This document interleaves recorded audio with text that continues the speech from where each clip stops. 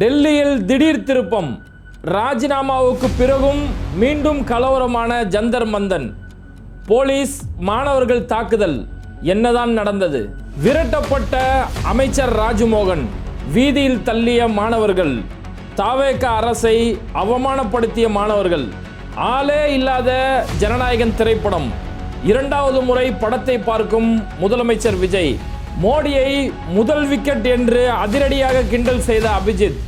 இப்போதாவது வாயை திறப்பாரா முதலமைச்சர் விஜய்? இது மாதிரி இன்னைக்கு அரசியலில் நடக்கக்கூடிய பல்வேறுபட்ட செய்திகளும் அந்த செய்திகளோட உண்மை பின்னணியும் களத்திலிருந்து வந்திருக்கக்கூடிய மிக முக்கியமான வீடியோ காட்சிகளோட தான் இன்னைக்கு வீடியோவில் பார்க்க போகிறோம். அதுக்கு முன்னாடி யாரெல்லாம் பேட்டை டிவியை சப்ஸ்கிரைப் பண்ணாமல் பார்க்குறீங்களோ அவங்க மறக்காமல் சப்ஸ்கிரைப் பண்ணிவிட்டு இந்த வீடியோக்களை உங்கள் நண்பர்களுக்கு அதிகமாக ஷேர் செய்யுங்க. இன்னைக்கு தாவேகாவுடைய அமைச்சர் ராஜ்மோகன் அவர் அந்த போராட்ட களத்திலிருந்து வெளியேற்றப்பட்ட ஒரு காட்சி. மாணவர்களால் கடும் கோஷத்தால் எந்த ஒரு ஜென்சி தலைமுறையினர் எங்களுக்கு வாக்களிச்சிட்டாங்க, இளைஞர்கள் எல்லாம் எங்களை வாக்களிச்சிட்டாங்க அப்படின்னு சொல்லி சொன்னாங்களோ அதே இளைஞர் சமுதாயம் இன்னைக்கு தாவேகா வெளியில் தரத்துறாங்க. நீங்களா மெரினா பீச்சை இழுத்து போட்டுறீங்க, நீங்கள் நான் பாஜகவுடைய அடியாட்களா நீங்கள் அப்படின்னு மாணவர்கள் கேட்ட ஒவ்வொரு கேள்வியும் வேற வழியே இல்லாமல் அங்கேருந்து வெளியில் போகக்கூடிய ஒரு நிலைமை ஏற்பட்டிருக்கு. ராஜ்மோகன் பற்றி பார்க்கறதுக்கு முன்னாடி இப்போ முக்கியமான செய்தி ஒன்று சொல்லலாம், நல்லாயிருக்கும். அதாவது டெல்லி போராட்ட களத்திலேருந்து வந்திருக்கக்கூடிய சில முக்கியமான செய்தி என்னென்னா, அங்கே அமைச்சர் தர்மேந்திர பிரதான் ராஜினாமா செஞ்சிட்டாரு. ஆனால் ராஜினாமாவுக்கு பிறகு போலீஸ் ஒரு தடியடி தாக்குதல் நடத்தியிருக்கிறாங்க. ஒரு கொடூரமான ஒரு போர்க்களமாக அந்த களமே மாறிடுச்சு அப்படின்னு சொல்லி களத்திலேருந்து பல வீடியோ காட்சிகள் வந்துட்டு இருந்தது.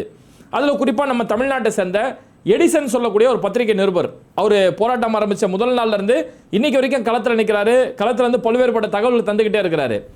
அவர் பதிவிட்ட ஒரு வீடியோ. ஃப்ரெண்ட்ஸ், இங்கே பாருங்கள், கடுமையான ஒரு போர்க்களமாக மாறிட்டு இருக்கு. எந்த நிமிஷம் என்ன நடக்கும்னு தெரியல. போலீஸுக்கும் ஸ்டூடெண்ட்ஸும் மத்தியில் பெரிய அளவிலான கலவரங்கள் நடந்துட்டு இருக்கு. ஒரு கட்டத்தில் கோபமான ஸ்டூடெண்ட்ஸ் போலீஸே தாக்க ஆரம்பிச்சிட்டாங்க. இதுக்கு பயந்து போலீஸ் பின்னாடி நோக்கி ஓடிட்டு போயிட்டு இருக்காங்க. எந்த நிமிஷம் என்ன ஆகும்னு தெரியல அப்படின்னு சொல்லி அவர் அங்கேருந்து வெளியிட்ட ஒரு வீடியோ இங்கே பெரிய அளவிலான ஒரு கொந்தளிப்பை ஏற்படுத்திருச்சு. இங்கே ராஜினாமா செய்கிற மாதிரி செஞ்சுட்டு இங்கே மாணவர்கள் மேலே தாக்குதல் நடத்திட்டாங்களா அப்படின்னு சொல்லி எதிர்பார்க்கப்பட்டது. ஆனால் அது புரிந்து கொள்ளப்படாத ஒரு செய்தின்னு தான் சொல்லணும். அதாவது அவர் எந்த டைமில் வீடியோ வெளியிட்டார் அப்படின்றது புரிஞ்சிக்காம இங்கே இருக்கக்கூடிய சில தமிழ் ஊடகங்கள் செய்தியை சரிபார்க்காமல் வெளியிட்டுட்டாங்க. அதாவது எடிசன் அங்கேருந்து ஒரு வீடியோ வெளியிட்டார் இல்லையா, அது காலையில் எடுக்கப்பட்ட வீடியோ. அதாவது தர்மேந்திர பிரதான் ராஜினாமா செய்கிறதுக்கு முன்னாடி எடுக்கப்பட்ட வீடியோ. இன்னும் அவர் ராஜினாமா செய்கிறதுக்கு முன்னாடி வரைக்கும் அவங்க ஒரு பெரிய பதட்டம் ஏற்படுது. ராஜினாமா பண்ணி ஆகணும், இன்றைக்கி தான் உங்களுக்கு லாஸ்ட் டேட் அப்படின்னு சொல்லி மாணவர்கள் கடுமையாக அவங்க குரல் கொடுத்தாங்க. போலீஸ் அதுக்கு எதிர்வினை ஆற்றணும்னு வரும்போது மாணவர்கள் அங்கே எதிர்வினை ஆட்ட ஆரம்பித்தாங்க. அப்போ ரெண்டு பேருக்கு மத்தியில் நடந்த மோதல், அங்கே பேரிகார்டுகளை போட்டு உடைக்கிறது, இதெல்லாம் நடந்தோன்னே போலீஸ் அங்கே பின்னாடி நோக்கி ஓடிட்டாங்க. இதெல்லாம் காலையில் நடந்த சம்பவம். அவர் ராஜினாமா செய்கிறதுக்கு முன்னாடி நடந்த சம்பவம். அதுக்கு பிறகு வேற வழி இல்லாமல் இதுக்கு மேலே ராஜினாமா செய்யலைன்னா இங்கே மோடிக்கு எதிரான ஒரு பெரிய ஒரு புரட்சியை வெடிச்சிருமோ அப்படின்னு பயந்து ஒன்றிய பாஜக அரசு தர்மேந்திர பிரதானை ராஜினாமா செய்ய வச்சுட்டாங்க. எப்போ அவர் ராஜினாமா செஞ்சாரோ அதுக்கு பிறகு அந்த எங்கே ஒரு தடியடி தாக்குதலோ இது மாதிரி தள்ளுமுள்ளுகளோ எதுவுமே இல்லை. அங்கே மாணவர்கள் அவங்களோட வெற்றி கோஷங்களை கொண்டாடிக்கிட்டு இருக்கிறாங்க. ஆனாலும் அங்கே போராட்டம் முடியலை. அதுதான் அங்கே ஹைலைட். தர்மேந்திர பிரதான் ராஜினாமா பண்ணிட்டாரு, இதோட மாணவர்கள் போராட்டத்தை விட்டுட்டு வீட்டுக்கு காலேஜுக்கு போயிடுவாங்க அப்படின்னு எதிர்பார்த்தாங்க. ஆனால் அந்த மாணவர்களும் சரி, சிஜேபி கட்சியுமே சரி, அவங்க ரொம்ப உறுதியாக நிற்கிறாங்க. நாங்கள் 3 கோரிக்கைகளை முன் வச்சோம், அதில் ஒன்று தான் நிறைவேறி இருக்குது. தர்மேந்திர பிரதான் ராஜினாமா பண்ணக்கூடிய ஒன்று தான் நிறைவேறிக்க தவிர மீதி 2 எப்போ நிறைவேற்ற போகிறீங்க? அந்த மீதி 2ங்கிறது என்னென்னா, நீட் எக்ஸாம்னால இங்கே எத்தனை உயிர்கள் பலி கொடுக்கப்பட்டதோ, எத்தனை மாணவர்கள் தற்கொலை செஞ்சாங்களோ அந்த ஒவ்வொரு குடும்பத்திற்கும் தலா 1 கோடி ரூபாய் அவங்களுக்கு நீங்கள் நிவாரண நிதி கொடுக்கணும் அப்படின்னு சொல்லி சொல்லப்பட்டது. நியாயமான கோரிக்கை. ஏன்னா அந்த சிஜேபியோட தலைவர் அபிஜித் தீப்புக்கு இந்த வெற்றி கொண்டாடுறாரு. தர்மேந்திர பிரதான் ராஜினாமா செஞ்சிட்டார் சொல்லி அந்த வெற்றியை கொண்டாடும் போது ஆளாளுக்கு ஒரு கொண்டாடும் போது உடனடியாக ஒரு பேனர் கையில் எடுத்தார். இந்த நீட் எக்ஸாமில் எந்தெந்த மாணவர்கள்லாம் தற்கொலை செய்தாங்களோ அவங்களுடைய ஃபோட்டோ வச்சுட்டு ஒவ்வொருத்தருடைய பெயருமே படித்து இந்த வெற்றியை இந்த மாணவர்களுக்கு நான் சமர்ப்பிக்கிறேன் அப்படின்னு சொல்லி அவர் குறிப்பிட்ட அந்த விஷயம் உண்மையாக பாராட்ட வேண்டிய விஷயம். நம்ம தமிழ்நாட்டில் எப்படி ஒரு அனிதாவை நம்ம பறிகொடுத்தோமோ, அனிதா தொடர்ந்து 20க்கும் மேற்பட்ட தற்கொலைகள், அது மாதிரி நாடு முழுக்க 100க்கும் மேற்பட்ட மாணவர்கள் இந்த நீட் எக்ஸாம்னால மன உளைச்சல்னால தற்கொலை செஞ்சுட்டாங்க. நீங்கள் இன்றைக்கி ராஜஸ்தான் மாதிரியான ராஜஸ்தான் தான் இந்த கோச்சிங் சென்டருக்கான ஹப்பு. அங்கே எங்கெல்லாம் கோச்சிங் சென்டர் இருக்கோ அங்கே ஃபேனில் வெறும் ஃபேனாக இருக்காது, ஃபேனை சுற்றி ஒரு பேரிகார்டு மாதிரி போட்டிருப்பாங்க, ஒரு கம்பி கூண்டு மாதிரி, ஒரு புறா கூண்டு மாதிரி போட்டிருப்பாங்க. ஏன்னா மாணவர்கள் நைட்டில் எழுந்திரிச்சு தூக்கு போட்டு தற்கொலை பண்ணிப்பாங்க அப்படிங்கிற. அப்போ தற்கொலை பண்ணிக்கக்கூடிய அளவுக்கு இந்த நீட் எக்ஸாம் அவ்வளோ மோசமானதுன்னு அவங்களுக்கே தெரியும். அப்போ இந்த நீட் எக்ஸாம்னால எவ்வளோ மாணவர்கள் இங்கே பாதிக்கப்பட்டு உயிரிழந்திருக்கிறாங்களோ அந்த குடும்பத்துக்கெல்லாம் 1 கோடி ரூபாய் நீங்கள் நிவாரண நிதி கொடுக்கணும். இது 2வது கோரிக்கை. 3வது கோரிக்கை, ஜூலை 20ஆம் தேதி நாடாளுமன்றத்தை நோக்கி ஒரு பேரணி, ஒரு அமைதி பேரணி தான் நாங்கள் நடத்தினோம். ஆனால் அந்த அமைதி பேரணி நீங்கள் அராஜக பேரணியாக மாற்றி மாணவர்கள் மேலே அவ்வளோ கொடூரமான ஒரு தாக்குதல் நடத்துனீங்க. அந்த தாக்குதல் நடத்திட்டு மாணவர்கள் மேலே நீங்கள் எஃப்ஐஆர் ஃபைல் பண்ணியிருக்கிறீங்க, பல மாணவர்களை கைது செஞ்சீங்க. இதுக்கெல்லாம் நீங்கள் அந்த மாணவர்கள் மேலே எந்த ஒரு வழக்கும் பதிவு செய்யக்கூடாது, யார் மேலாம் வழக்கு பதிவு செஞ்சீங்களோ அந்த வழக்குகளை ரத்து செய்யணும் அப்படின்னு சொல்லி இந்த 3 கோரிக்கை, 3ல் தர்மேந்திர பிரதான் மட்டும்தான் நிறைவேறியிருக்க தவிர மற்ற 2 கோரிக்கை இன்னும் நீங்கள் நிறைவேற்றல. அதனால் அதை நிறைவேற்ற வரைக்கும் எங்களுடைய போராட்டத்தை விடுற மாதிரிலாம் இல்லை அப்படின்ட்டாங்க. நம்ம சென்னையில் நடக்கக்கூடிய சிபிஐ ஆஃபீஸில் பாலன் இல்லத்தில் நடக்கக்கூடிய அந்த ஆர்ப்பாட்டமும் சரி, இப்படி தர்மேந்திர பிரதான் ராஜினாமானோடனே அங்கே சந்தோஷத்தோடு ஆடி பாடி கொண்டாடினாங்க. ஆனால் அவங்களும் அந்த போராட்டத்தை அதோட கைவிட்டுறல. இப்போவும் தொடர்ந்து அந்த போராட்டம் அங்கே நடந்துக்கிட்டு தான் இருக்குது. இதுதான் அங்கே ஹைலைட்.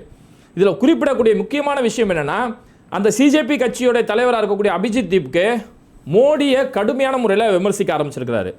இந்த ஒரு விஷயம், அதாவது அவர் ராஜினாமா செஞ்சிட்டாரு அப்படின்னு தெரிஞ்ச உடனே அவங்க இளைஞர்கள் இல்லையா, படத்தோட ட்ரெண்டிங் டைலாக், ட்ரெண்டிங் மீம்ஸ் இதெல்லாம் வச்சு அவர் குறிப்பிட்டாரு.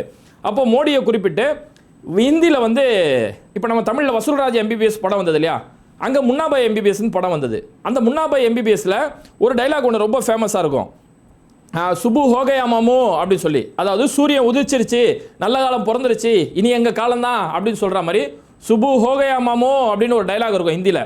தமிழ்லையும் பிரகாஷ் ராஜை பார்த்து கமல்ஹாசன் சொல்லுவார், ஐ டெல்லிங் மீனிங் மாமு அப்படின்னு சொல்லுவார் இல்லையா.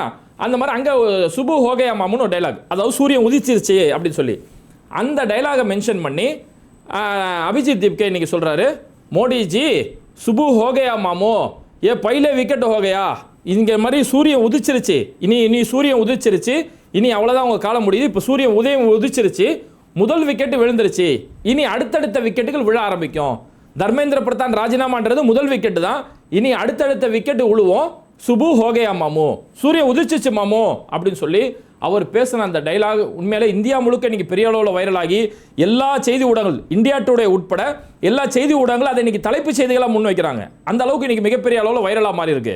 அப்போ அபிஜித் தீப்கேவுடைய எந்த உறுதி, இவ்வளோ பெரிய போராட்டம், மோடி அரசு ஒரு என்ன வேணாலும் செய்யலாம், ஆனாலுமே இவ்வளோ துணிச்சலாக அங்கே செயல்பட்டுக்கிட்டு இருக்கிறாரு அப்படிங்கும் போது அட்டென்ஷன் அப்படியே இங்கே பக்கம் விஜய் பக்கம் திரும்புது. என்னடா அங்கே பார்த்துட்டு அப்படியே என் பக்கம் திரும்புகிறாங்களே அப்படின்னு சொல்லி வடிவேலு சொல்கிற மாதிரி இங்கே அப்படியே அட்டென்ஷன் இங்கே முதலமைச்சர் விஜய் நோக்கி திரும்பி இருக்குது. சார் சின்ன பையன் இந்த மாதிரியான டைலாக்லாம் பேசுகிறான், சுபு ஹோகயா மாமுன்றான், முதல் விக்கெட் விழுந்துருச்சுன்றான், இன்னும் உறுதியாக போராடுவாங்கிறான், இதெல்லாம் பேசுகிறானே. ஒரு முதலமைச்சர் பொறுப்பில் இருக்கக்கூடிய நீங்கள் ஒரு கண்டனம் தெரிவிக்க மாட்டீங்களா? எதுக்கோ வீடியோ போட்டிங்களே, கரூரில் நீங்கள் லேட்டாக போயிட்டாங்க, அவ்வளோ பெரிய விபரீதம் ஏற்படும் போது கூட ஸ்டாலின் சார் பழி வாங்குறீங்களா சார், வேணா என் வீட்டுக்கு வாங்க சார், ஒன்று வீட்டில் இருப்பேன் இல்லை ஆஃபீஸில் இருப்பேன், வீடு ஆஃபீஸ் எங்கே சார் இருக்குது, ரெண்டும் ஒரே இடத்துல தான் இருக்குது, ஒன்று வீட்டில் இருப்பேன் சார் இல்லைன்னா ஆஃபீஸில் இருப்பேன் சார் சொல்லி டைலாக் போட்டு வீடியோலாம் போட்டிங்களே, அந்த மாதிரி இந்த இடத்துல ஒரு வீடியோ போடுங்களேன், மோடிஜி நீட் எக்ஸாமை ரத்து பண்ணுங்க ஜி அப்படின்னு சொல்லி மோடிஜிக்கு எதிராக ஒரு வீடியோ போடலாம்ல. எந்த ஒரு விஷயத்தையும் காணோம். இப்போ இவங்க என்னதான் பிஸி அப்படி என்னதான் பண்ணிட்டு இருக்காங்க? இவ்வளோ பெரிய போராட்டம் நடந்தோம், தாவேகா சார்பில் எந்த ஒரு முறையான கண்டனமோ முறையான எதிர்வினையோ எதுவுமே இல்லாமல் இருக்குது. அப்படி என்னதான் செய்கிறாங்க அப்படின்னு பார்த்தோம்னா, ஜனநாயகன் படத்தை 2வது வாட்டி போய் பார்க்குறாங்களாம், ஒன்ஸ் மோர் போய் பார்க்க ஆரம்பிச்சாங்களாம். இதை இங்கே இருக்கக்கூடிய ஊடகங்கள் இது ஒரு செய்தியாக வர போட்டுக்கிட்டு இருக்கிறாங்க. ஜனநாயகன் படத்தை ஃபஸ்ட்டு அடையாறில் இருக்கக்கூடிய ஒரு தேட்டரில் முதலமைச்சர் விஜய் ஃபஸ்ட் டே பார்த்துட்டாரு. இப்போ செகண்ட் டே வந்து படத்துடைய ஒட்டுமொத்த டீமோடு சேர்ந்து படத்தை 2வது முறையை பார்க்க போகிறாரு. ஒரு விஐபிகள் பார்க்கக்கூடிய ஒரு ஸ்பெஷல் தேட்டர், அந்த தேட்டரில் முதலமைச்சர் அந்த பட டீமோடு சேர்ந்து படத்தை பார்க்க போகிறாரு அப்படிங்கிறாங்க. அப்போ படம் தான் உங்களுக்கு ரொம்ப முக்கியம். அங்கே நீ போராடிக்கோ, அடி வாங்கி சாவு, அங்கே ராஜினாமா செய்யாமல் போ, நீட் எக்ஸாம் நடத்தாமல் போ, எங்களுக்கு படம் முக்கியம், எங்களுக்கு இந்த படம் ரொம்ப முக்கியம் அப்படிங்கிறதுல தான் படத்தை 2வது முறையாக பார்க்க போகிறாங்க. அதனால தான் இங்கே பாதிக்கப்பட்ட ஒவ்வொரு குடும்பமும் கதறிட்டு இருக்குது. குறிப்பாக இப்போ இந்த காவல்துறையோடைய அடக்குமுறையால் அங்கே லாக்அப் டெத்தால் இப்போ திரும்பவும் ஒருத்தர் அருணாச்சலம் சொல்லக்கூடிய தூத்துக்குடியை சேர்ந்த அருணாச்சலம் சொல்லி போலீஸ் விசாரணையில் அடித்து கொல்லப்பட்ட ஒருத்தர், அவருடைய தாயார் சொல்கிறாங்க, நாங்கள் இங்கே வேதனையில் கழுது துடிச்சிட்டு கிடக்கிறோம், என் பிள்ளையை விசாரணைன்ற பேரில் கூட்டு போய் என் பிள்ளையை அடித்து இன்றைக்கி சாவடிச்சு கொண்டு வந்து பணமாக கொடுத்துருக்குறாங்க.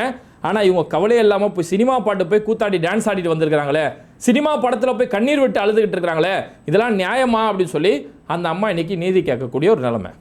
இந்த நீதியை தான் சென்னையில் இருக்கக்கூடிய கம்யூனிஸ்ட் கட்சி ஆஃபீஸில் அமைச்சர் ராஜ்மோகனை நோக்கி அங்கே மாணவர்கள் கேட்டாங்க.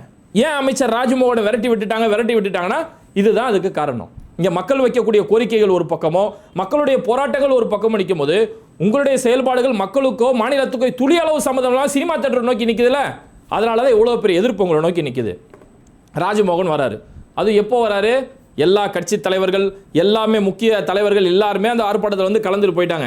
ஏப்பா பிக் பாஸில் வந்த சனம் ஷெட்டி கூட வந்து அவமானப்பட்டு திரும்பி போயிருச்சு. இவங்க எப்போ வராங்கன்னா டெல்லியில் தர்மேந்திர பிரதான் ராஜினாமா அறிவித்த பிறகு அதுக்கு அடுத்து வராரு. என்னன்னா அங்கே ராஜினாமா அறிவிச்சோன்னே அவ்வளோதான், போராட்டம் முடிய போகுது, நம்ம கடைசியில் கிளைமேக்ஸில் போய் ஹீரோ என்ட்ரி கொடுக்கலாம் அப்படிங்கிற மாதிரி. ஏன்னா இவங்க ஆட்சிக்கு வந்தது பிறகு எல்லாமே முந்தைய அரசு என்ன செஞ்சிச்சோ அதுக்கு ஸ்டிக்கர் ஓட்டுற வேலையை தானே தொடர்ந்து செஞ்சுட்டு இருக்கிறாங்க. அங்கே முதலமைச்சர் காலை உணவு திட்டம், இங்கே பெருந்தலைவர் காமராஜர் காலை உணவு திட்டம். அவங்க திமுகவுடைய ஆட்சியில் பஸ் வாங்கி டெண்டர் போட்டு எல்லாம் ஏற்பாடு செய்வாங்க. அதை இவங்க கையால் வெளியிட்டு இவங்களே எல்லாமே தயாரித்த மாதிரி பில்டப் கொடுப்பாங்க. எல்லாமே இந்த ஸ்டிக்கர் ஓட்டக்கூடிய வேலைகளை செஞ்சு பழக்கப்பட்டதால இந்த ஆர்ப்பாட்டத்திலுமே அங்கே தர்மேந்திர பிரதான் ராஜினாமா செஞ்சிட்டாருன்னு அறிவித்த பிறகு இவர் இங்கே போய் பேசுறதுக்கு போகிறாரு. இவங்க மாதிரி எங்களோட ஃபுல் சப்போர்ட் மாணவர்களுக்கு நாங்கள் கொடுக்க வந்திருக்கிறோம். இந்த மாணவர்களுக்கு நான் இருக்கேன், நீங்கள் வந்து சாதாரண கரப்பான் பூச்சிகள் கிடையாது, அரிக்கக்கூடிய கரையான்கள். ஆனால் ராஜ்மோகன் மாதிரி மனுஷன் வேற லெவலில் பேசுவாப்புல. ஒருத்தரை புகழ்ந்து பேசணும்னா மனுஷன் பூரிப்படைஞ்சு பூலோகத்தை விட்டு தாண்டி போயிடுவார். அப்பேற்பட்ட ஒரு பேச்சாளர். அப்போ அவர் சொல்கிறார், இந்த மாதிரி சொல்லும் போதே மாணவர்கள் அவருடைய பேச்சை ஏற்றுக்கல.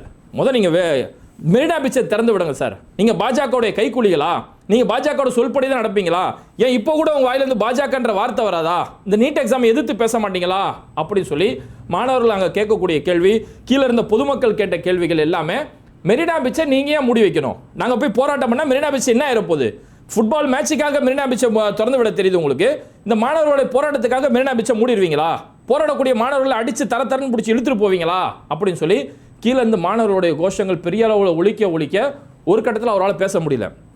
இல்லை மெரினா பீச்சில் இல்லை, எங்கே வேணாலும் நீங்கள் போராடிக்கலாம், இந்த போராட்டத்தை நீங்கள் கையில் எடுத்தது, உங்களை யாரும் கரப்பான் பூச்சி என்று சொல்ல முடியாது, நீங்கள் அரிக்கக்கூடிய கரப்பான்கள். மாணவர்களை குஷிப்படுத்த பார்த்தாரு சார், அவங்கள 2 வாட்டி குஷி பண்ணா குஷிப்படுத்த பார்த்த மாதிரி குஷி ஆயிடுவாங்களோ அப்படின்னு பார்த்தாரு. நான் குஷியாலாம் ஆக மாட்டேன், நான் கேட்குற கேள்விக்கு நீ பதில் சொல்லு, மெரினா பீச்சை ஏன் மூடினேன், ஏன் பாஜக சொன்ன அந்த மாதிரி செய்வீங்களா அப்படின்னு சொல்லி இது மாதிரியான கேள்விகள் கேட்கப்பட்ட பிறகு வேற வழியே இல்லாமல் அமைச்சர் ராஜ்மோகன் அங்கேருந்து கிளம்பி போகிறாரு. அந்த தாவேக்காவுடைய ஒட்டுமொத்த டீமும் வெளியிலேருந்து அங்கேருந்து வெளியில் போகிறாங்க. அவர் வாசலுக்கு போய் காரில் ஏறுற வரைக்கும் மாணவர்களுடைய கோஷம் அதுதான், மெரினா பீச்சை திறந்து விடுங்க. இந்த மெரினா பீச்சுன்ற கோஷத்துக்கு இதுக்கு முன்னாடி ராஜ்மோகன் வரதுக்கு முன்னாடி அந்த ஐடியா கொடுத்தது, என்ன கேட்டால் ஐடியா கொடுத்தது யாருன்னா பேராசிரியர் ஜவாஹிருல்லா, நாகப்பட்டினத்துடைய எம்எல்ஏ பேராசிரியர் ஜவாஹிருல்லா. அன்னைக்கு காலையில் தான் அவர் போனார். அந்த மாணவர்களுக்கு முன்னாடி போய் இவ்வளோ பெரிய அராஜகம் நடக்குது, நீட் எக்ஸாமுக்கு எதிராக இருக்கக்கூடிய தாவேக அரசு ஏன் நீங்கள் மெரினா பீச்சை பூட்டி வைக்கணும், மெரினா பீச்சை உடனடியாக திறந்து விடுங்கன்னு சொல்லி பேராசிரியர் ஜவாஹிருல்லா அந்த இடத்துல ஒரு ஸ்பீச் ஒன்று பேசினார். மாணவர்கள் மத்தியில் பெரிய வரவேற்பு, பெரிய அளவிலான கைத்தட்டல்கள், பெரிய அளவில் அந்த ஸ்பீச்சை எதிர்க்க ஆரம்பிச்சு அந்த ஸ்பீச்சை ரசிக்க ஆரம்பித்தாங்க. அப்போ அந்த மெரினா பீச்சை திறந்து விடணும் அப்படின்ற ஒரு கோரிக்கை பேராசிரியர் ஜவாஹிருல்லா அந்த இடத்துல முன் வச்சார். அவர் பேசிட்டு போய் ஒரு 1 மணி நேரம் 2 மணி நேரம் கூட ஆகல, வாண்டடாக வந்து வண்டியில் ஏறினார் ராஜ்மோகன் வந்து பேசணுன்னு தான் மெரினா பீச்சை திறந்து விடு, ஏன் பாஜகவுடைய ஆட்களா நீங்களாம் அப்படின்னு சொல்லி இந்த மாணவர்கள் கேட்ட கேள்வி அவ்வளோ பெரிய வைரலாகி, அதாவது நீங்கள் சர்வாதிகாரம் செஞ்சாலும் சரி, அந்த சர்வாதிகாரத்துக்கு எதிராக வாய மூடி மௌனமாக இருந்தாலும் சரி, மாணவர்கள் நாங்கள் கேள்வி கேட்போம், எல்லாரையும் நாங்கள் இன்றைக்கி அடையாளம் கண்டுக்கிட்டோம், சும்மா போகக்கூடிய கரப்பான்கள் கிடையாது அப்படிங்கிறத அந்த மாணவர்கள் உறுதி செஞ்சுருக்கிறாங்க. ஏன்னா ராஜ்மோகனை பொறுத்த வரைக்கும் இஷ்டத்துக்கு பேசி கவர் பண்ணுறதுக்கு பார்ப்பார், அந்த அவங்கள புகழ்ந்து தள்ளி பயங்கரமாக கவர் பண்ண பார்ப்பார். சமீபத்தில் 2 நாளைக்கு முன்னாடி தான் ஒரு பேட்டி ஒன்று கொடுத்துருந்தார்.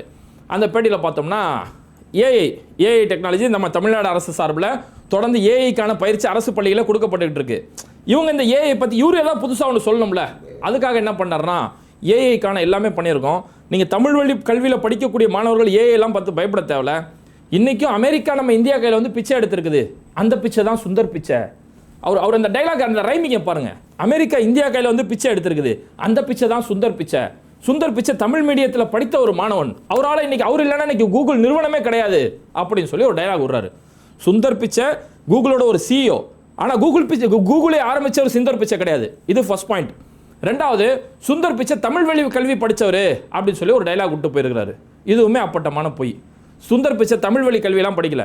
சென்னை அசோக் நகரில் இருக்கக்கூடிய ஜவஹர் வித்யாலயா முழுக்க ஆங்கில வழி கல்வி, இங்கிலீஷ் மீடியம் ஸ்கூல். அந்த ஆங்கில வழி கல்வி இன்றைக்கி நீங்கள் ஜவஹர் வித்யாலயோட அஃபிஷியல் வெப்சைட்டில் போனீங்கன்னா அலுமினின்னு வச்சுருப்பாங்க. இந்த பள்ளிக்கூடத்தில் படித்து யாரெல்லாம் சிறந்த மாணவர்கள் அப்படின்னு சொல்லி வச்சுருக்கும் போது முதல் ஃபோட்டோ சுந்தர் பிச்சையோட ஃபோட்டோ இருக்கும், 2வது நடிகர் ஜெயம் ரவி இருக்கும், 3வது ஃபோட்டோ ஜெயம் ரவியுடைய அண்ணன் ராஜா ரவி அவருடைய ஃபோட்டோ இருக்கும். இப்படிப்பட்ட ரொம்ப பணக்காரர்கள் படிக்கக்கூடிய ஒரு ஸ்கூலில் தான் படிச்சிருந்தார். அதுக்கப்புறம் 10th வரைக்கும் ஜவஹர் வித்யாலயில் படித்து முடிச்சுட்டு 10th பிறகு அவர் போயிட்டு வனவாணி ஹை செகண்டரி ஸ்கூல் அங்கேயும் போய் படித்தார். அதுவும் ஒரு இங்கிலீஷ் மீடியம் ஸ்கூல் தான். அப்போ இப்படிலாம் இருக்கும்போது அந்த இடத்துல ஒரு பேச்சு பேசணும், முன்னாடி இருக்கவங்களும் ஒரு குஷிப்படுத்தணும் அப்படிங்கிறதுக்காக மனுஷன் இஷ்டத்துக்கு அடிச்சு விடாப்புல. அந்த மாதிரி ஏதாவது அடிச்சு விட்டா இவங்க ஆஃப் ஆயிடுவாங்க அப்படின்னு சொல்லி மாணவர்கள் முன்னாடி போய் என்னென்னோ பேசி பார்த்தாரு. ஆனால் அந்த மாணவர்கள் அதெல்லாம் இந்த மாதிரி பேச்சு வித்தையெல்லாம் இங்கே இனிமேல் வேலைக்காகாது, இனிமேல் இந்த சினிமா மோகம்லாம் இங்கே வேலைக்காகாது, நாங்கள் எங்களுடைய போராட்ட காலத்தில் உறுதியாக நிற்கிறோம் அப்படிங்கிறத மீண்டும் ஒரு முறை பதிவு செஞ்சுருக்காங்க. டெல்லி மாணவர்களுடைய இந்த போராட்டத்துக்கான ஒரு பதில், டெல்லி மாணவர்களுடைய இந்த போராட்டத்துக்கான ஒரு வெற்றி எப்படி கிடைச்சதோ அந்த மாதிரி தமிழ்நாடுல போராடக்கூடிய இந்த மாணவர்களுடைய இந்த நிலைப்பாடு, அதாவது சினிமாவை பார்த்து சினிமா வித்தையை காட்டி சினிமா கவர்ச்சியை காட்டி இனிமேல் எங்களை ஏமாற்ற முடியாது, மாணவர்கள் நாங்கள் தெளிவடைஞ்சிட்டோம் அப்படிங்கிறது தான் இன்னைக்கு சென்னை மாணவர்கள் ஒட்டுமொத்தமாக உணர்த்தியிருக்கிறாங்க. இது மாதிரி வீடியோக்களை தொடர்ந்து பார்க்குறதுக்கு மறக்காமல் பேட்டை டிவியை சப்ஸ்கிரைப் பண்ணிவிட்டு இந்த வீடியோக்களை உங்கள் நண்பர்களுக்கு அதிகமாக ஷேர் செய்யுங்க. இணைந்திருப்போம்.